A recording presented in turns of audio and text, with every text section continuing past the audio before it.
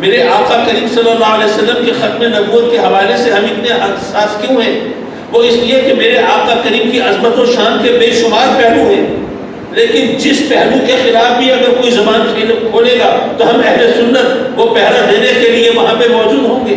چاہے آقا کریم کی نورانیت کا کوئی انکار کرے تو وہاں پر بھی ہم ہیں، اگر آپ کے علم غیب کا انکار کرے وہاں بھی ہم ہیں، اگر آقا کریم کے قدرت و اختیار کا کوئی انکار کرے تو وہاں بھی ہم ہیں۔ آپ کی عظمت و شان کے جس پہلو پر کوئی حد گیری کرے گا، گفتمائی کرے گا، اعتراض کرے گا، باتیں بنائے گا تو ہم اس کی حفاظت کے لیے وہاں پر انشاءاللہ ہم موجود ہوں گے اور ہر طرح سے ہر ایثار اور ہر قربانی کے لیے تیار ہوں گے۔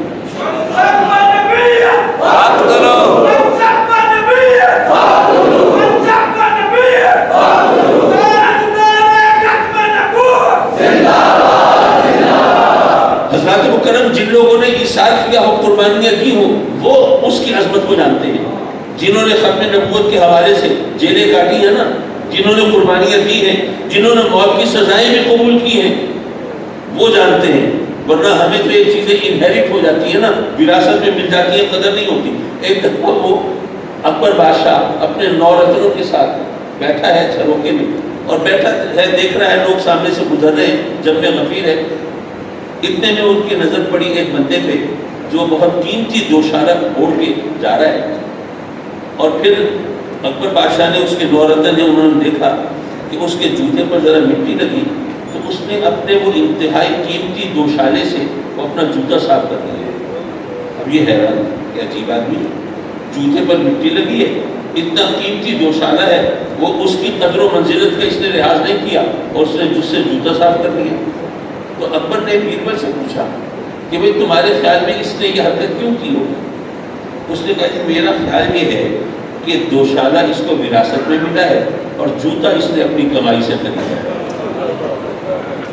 معاملہ کچھ ایسے بنا ہے۔ اچھا جب پتہ کیا اور اس کو بلایا اور تحقیق کی تو واقعی یہ بات سچ ثابت ہوئی۔ سبحان اللہ۔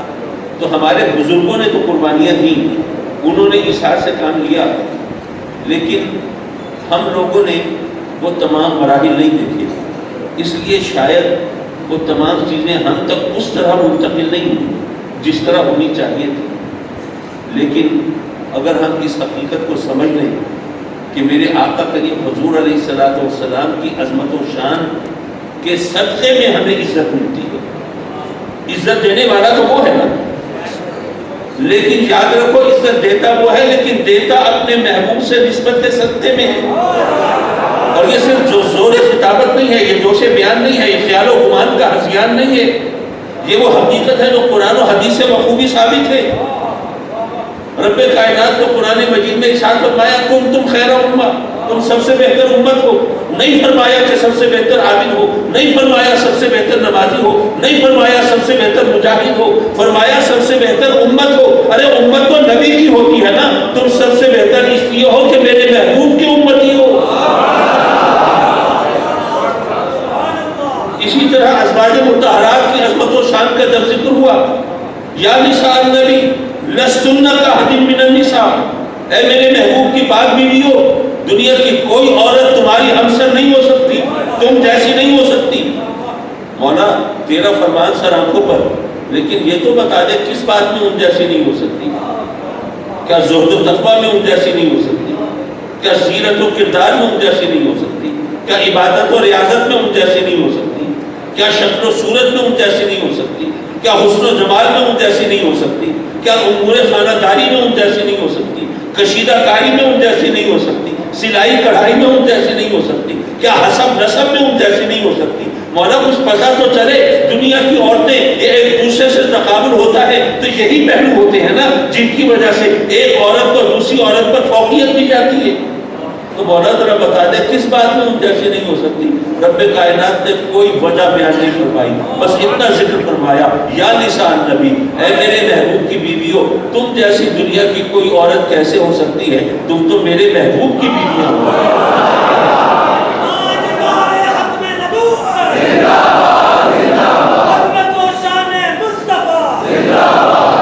اگر کوئی عورت میرے آقا کریم سے رشتے نکاح میں جڑ جائے تو دنیا کی کوئی عورت ان جیسے نہیں ہو سکتی، تو دنیا کا کوئی مرد میرے نبی جیسا کیسے ہو سکتا ہے؟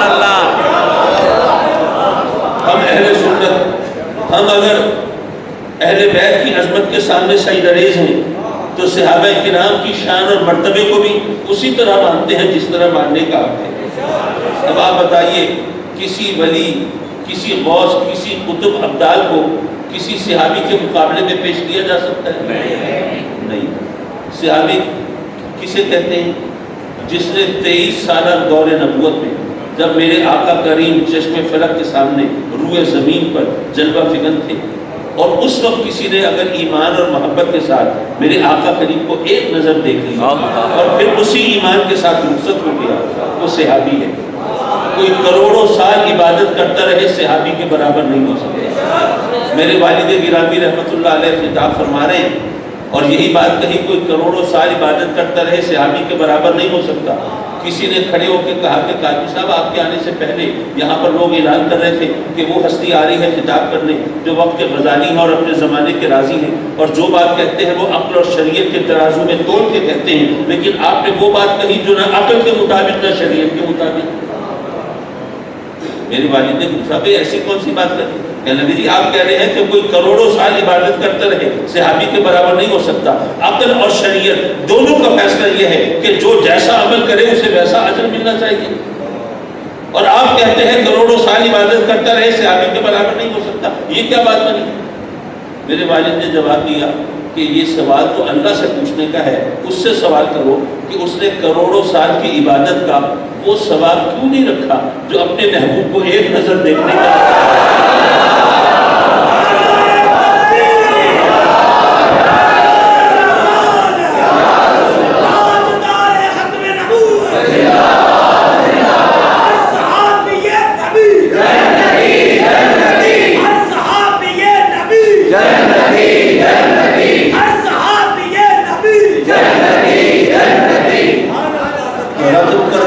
جب صحابی کی یہ شان ہے، اب ایک میں صرف ذرا فوڈ فار تھاٹ، ذرا سوچنے کی ایک چیز عرض کر رہا ہوں۔ ہم اہل سنت اولیاء کرام کی کرامتوں کو مانتے ہیں۔ حضور غوث پاک رضی اللہ تعالیٰ عنہ کا ذکر ہو تو ماشاءاللہ وہ کرامتوں کا ایک تیوہار ہوتا ہے، ہم بیان کرتے ہیں۔ جب صحابہ کرام کا مرتبہ اولیاء کرام سے اتنا بلند ہے کہ کوئی کمپیریزن نہیں ہے، کوئی تقابل نہیں ہے، اور صحابہ کرام کی تعداد کتنی ہے؟ لاکھوں سے بھی ہے، کوئی تھوڑے تو نہیں۔ یہ ماشاءاللہ صاحبان علم تشریف فرما ہے۔ میری ان سے دستبستہ درخواست ہوگی کہ ایسا کریں، ذرا کتب خانے کو کھنگالیے اور صحابہ کرام کی ذرا جو کرامتیں ہیں وہ تو ذرا بتائیے کتنی ہیں کتابوں میں لکھی۔ مجھے یقین ہے ایک ہاتھ کی انگلیوں سے آگے نہیں جائے۔ یہاں عالم یہ ہے کہ ایک ولی کا عرس ہو تو 3 دن تک کرامتیں بیان کرتے رہے، پوری نہیں ہوتی۔ معذرت میرے کہنے کا مطلب یہ نہیں کہ وہ کرامتیں غلط ہیں یا جھوٹی ہیں یا سیلف فیبریکیٹڈ ہیں، خود ساختہ ہے، نہیں، وہ حقیقت ہے، ہم مانتے ہیں۔ بتانا یہ تھا کہ کرامت کوئی عزت عظمت کا معیار نہیں ہے۔ صحابہ کرام کی شان دیکھیے، لیکن ان سے منسوب اتنی کرامتیں نہیں، اس لیے کرامت جو ہے وہ کسی کی عظمت اور شان کا معیار نہیں، معیار تو دراصل سرکار سے نسبت ہے۔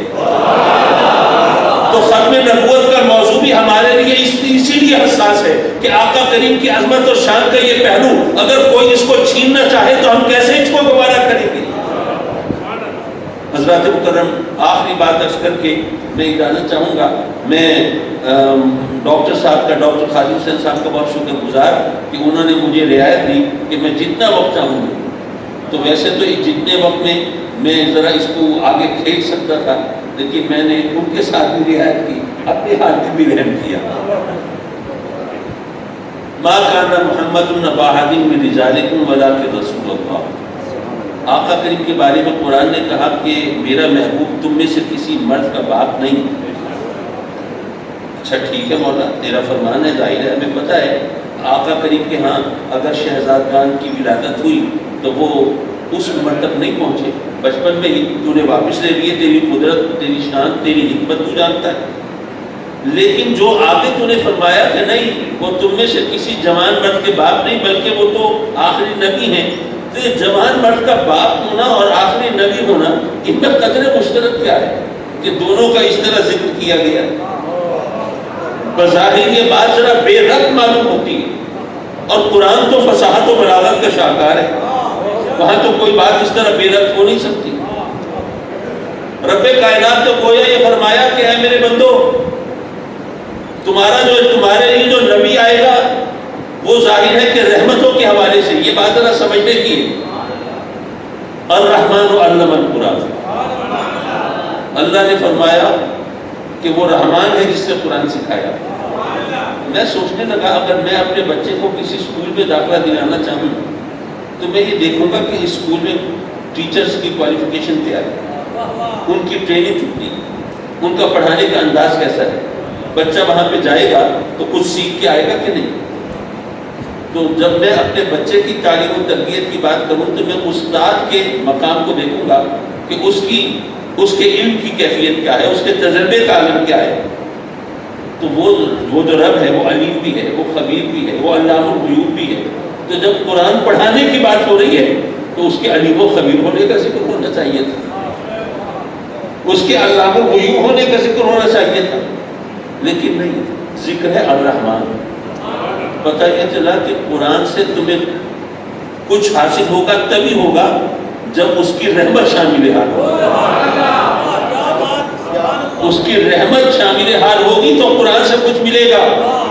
صرف علم پر ناز کرتے رہو، زبان دانی پر اتراتے رہو، جناب میں عربی زبان کی نزاکتوں سے واقف ہوں، میں اس کی لطافتوں سے باخبر، میں اس کی گردانیں میں نے رٹی ہوئی ہیں۔ نہیں، جب تک اللہ کی رحمت شامل حال نہیں ہوگی تمہیں قرآن کی نزاکتیں سمجھ میں نہیں آئیں گی۔ تو جناب یہ رحمت چاہیے ہوتی ہے۔ تو اللہ تعالیٰ نے فرمایا کہ جب رحمت کی بات ہے تو ظاہر ہے کہ انسان جو ہے وہ شفقت بدری، بچوں کے لیے اس کی رحمت وہ باقی چیزوں پر غالب ہو جاتی ہے۔ آج کل یہ مہنگائی اور غربت کے زمانے میں کہتے ہیں نا کہ آدمی اپنی بھوک اپنی تکلیف برداشت کر لیتا ہے، بچوں کا بھی رکھنا نہیں دیکھا جاتا، تو شفقت بدری ہے۔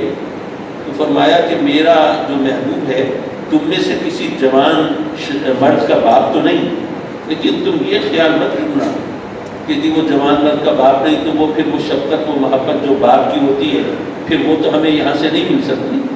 نہیں، جو نبی ہے تو وہ تو رحمت مجسم ہے نا، ویسے بھی نبی رحمت کے حوالے سے تمہیں عطا کرتا ہے، اور میرا محبوب تو پھر رحمت مجسم ہے۔ تو تمہیں معلوم ہونا چاہیے کہ اگر باپ خدا نہ خواستہ چلا جائے تو چچا بھی ہوتا ہے، تایا بھی ہوتا ہے، پھوپھا بھی ہوتا ہے، ماموں بھی ہوتا ہے، کبھی کوئی پڑوسی اور ہمسائے بھی ہوتے ہیں، کوئی برادری کا بڑا بھی ہوتا ہے جو تمہارے سر پر دست شفقت رکھ دے، تمہیں سایہ دے دے، تمہاری پرورش کا ذمہ لے لے اور تمہارے لیے زندگی کا سفر آسان کر دے۔ اگر باپ نہ ہو تو اور دوسرے لوگ ایسی شخصیات ہوتی ہیں، رشتے آ جاتے ہیں جو تمہاری پرورش کرتے ہیں اور تمہیں اس طرح دیکھ بھال کرتے ہیں۔ لیکن جب نبی وہ جو مجسم رحمت ہے اگر وہ چلا جائے تو اب کون آئے گا؟ اور پھر وہ تو خاتم النبیین ہے، اس کے بعد تو کوئی اور نبی بھی نہیں ہے، کوئی اور نبی نہیں آئے گا جو تمہیں رحمتوں سے نوازے، کوئی اور نبی نہیں آئے گا جو تمہیں اپنی رحمتوں کا سایہ دے اور تمہارے شفاعت کی چادر میں تمہیں چھپا لے اور اللہ کے قہر و غضب سے تمہیں بچا لے اور تمہارے لیے اللہ کے انعام و اکرام کے دروازے کشادہ کر دے۔